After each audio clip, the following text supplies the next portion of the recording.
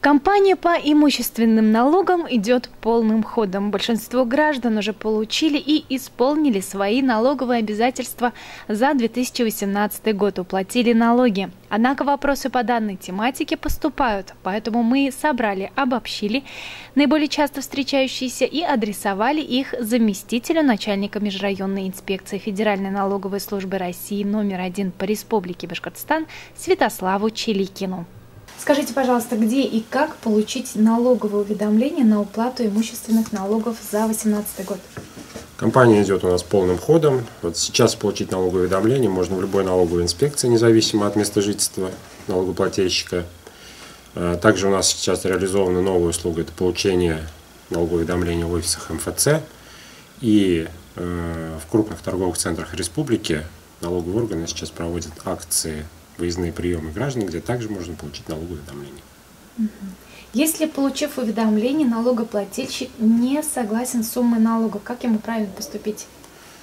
Ему нужно обратиться в налоговую инспекцию. Причем это не обязательно делать лично. Можно обратиться письменно в налоговую инспекцию. Налоговые органы самостоятельно проверят сумму исчисленного налога, направят запросы, если это необходимо, и в случае выявления ошибки, либо неточности, несоответствия, самостоятельно проведут перерасчет налога. Еще один похожий вопрос. Почему, если продал машину, квартиру или землю, в этом году все равно приходит налог?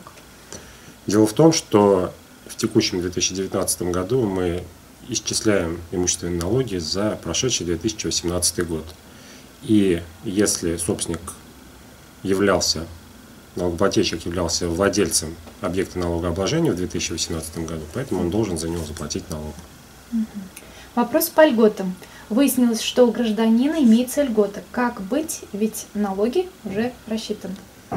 Здесь у нас алгоритм действия аналогичный ситуации с перерасчетом налога. Налогоплательщик обращается в налоговую инспекцию, также может обратиться он дистанционно, обращается в налоговую инспекцию, причем прикладывать документы, подтверждающие льготу, не обязательно. Налоговые органы самостоятельно запросят необходимые данные и при подтверждении права на льготу проведут перерасчет налога. Понятно. Сейчас, наверное, самый популярный вопрос, почему не пришла отдельная квитанция на уплату налога, по которой оплата происходит в банке? Это связано с тем, что с 2019 года у нас новая форма налогового уведомления, которая как раз не предполагает наличие отдельной квитанции. Она уже не придет, поэтому оплачивать необходимо по штрих-коду, либо QR-коду, которые расположены на самом налоговом уведомлении, а также по реквизитам для перечисления платежа, которые также содержат новые формы налогового уведомления. Расскажите о способах уплаты налогов и можно ли заплатить налоги детей или за родителей, то есть за третьих лиц?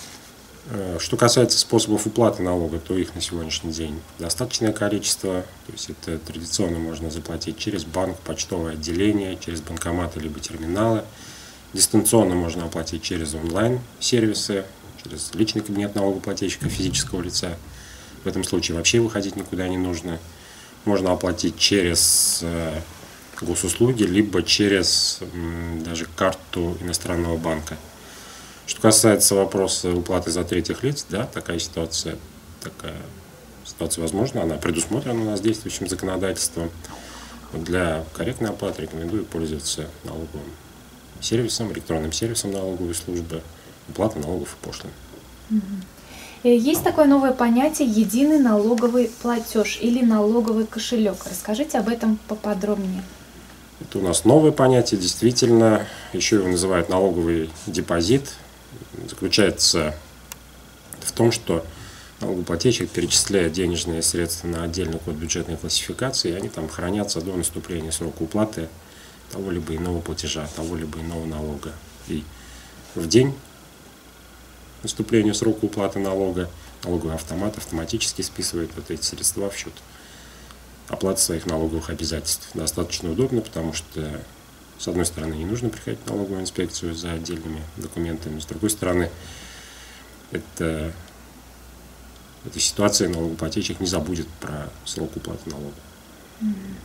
Часто граждан беспокоит такой вопрос. Произвел оплату налога, но ее не видно. Что делать в такой ситуации? Как убедиться, что оплата прошла?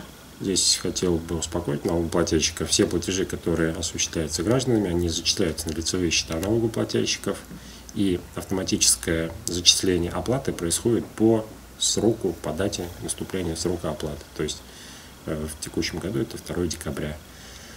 Для того, чтобы убедиться в поступлении денежных средств, можно воспользоваться личным кабинетом налогоплательщика физического лица. Там отображаются суммы. Единственное, на что хотел обратить внимание, это отображение сведений там осуществляется в течение не менее 10 дней. Технологические особенности ведения процесса, еще раз хочу обратить внимание, это именно отображение сведений, не их поступление, а отображение. Поэтому после оплаты нужно немного подождать, и оплаченные суммы вами вы сможете увидеть. А вот почему начисление уплаты налогов не отображается и на портале госуслуг? Действительно, такая ситуация имеет место быть. Связано это с тем, что действующий функционал портала госуслуг у нас предполагает только наличие сведений о задолженности. То есть это те платежи, по которым срок уплаты уже прошел. Что касается текущих начислений, именно к оплате текущих начислений на сегодняшний день в госуслугах не предлагается. Мы получаем обратную связь с налогоплательщиками, обобщаем эту информацию и направляем свои предложения для изменения как раз этого функционала, потому что действительно этот вопрос востребован у граждан. В прежние годы в ноябре налоговая инспекция продлевала время работы. В этом году по какому режиму работаете? В этом году ситуация такая же. Уже с 1 ноября налоговые органы республики, как минимум до 1 декабря, работают не позднее. Они работают с 9 часов утра до 20 часов вечера. Суббота с 10 до 15 часов. 2-я, 4-я суббота. Поэтому график приема граждан, он удлинен.